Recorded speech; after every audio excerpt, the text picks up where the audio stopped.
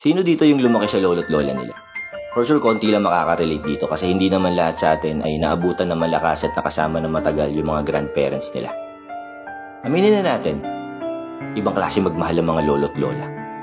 Kung ang mga magulang ay isusubo na lang at ibibigay pa sa atin ang mga lolo't lola, kahit hindi mo kailangan, ibibigay sa'yo.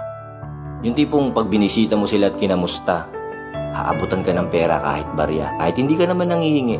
Tapos sasabihin pa sa'yo, huwag mo sabihin sa mama mo na binigyan kita ng pera.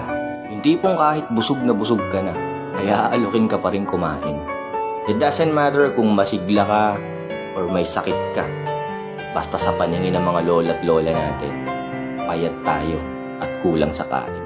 Apo, ang payat mo ata ngayon, hindi ka ata nakakakain ng tama. Pamilyar ka sa linya na yon.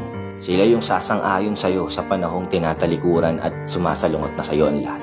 Yung kahit na may kasalanan ka at pagkakamaling nagawa, pagtatanggol ka pa rin at pagtatakpan. Ganun sila magmahal. 12 years old ako nung nawala yung lola ko. Siya yung nag-alaga sa amin mula pagkabata kasi both parents ko ay may mga trabaho. Masasabi kong kami yung naging paborito niyang mga apo. Siyempre, bukod sa araw-araw niya kami nakakasama, napatunayan ko yun nung may mga bumibisita kaming kamag-anak at mga pinsan. Tinatago niya yung mga pagkain. Kasi ayaw niyang maubos dahil baka daw walang matira sa aming mga apo niya.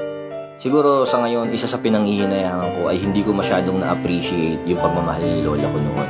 Siguro dahil bata pa ako, hindi ko pa na-realize na ganun pala yung pagmamahal ng mga lola't lola. Kaya sa mga kabataan ngayon, alam ko mas matatalino na kayo. Mas marami na kayong nalalaman kaysa sa amin noon. Sana ma-realize nyo na tumatakbo ang oras. Treasure every moment na kasama nyo yung mga lolo't lola. Kasi alam naman natin na hindi habang panahon ay nandyan sila sa tabi nyo.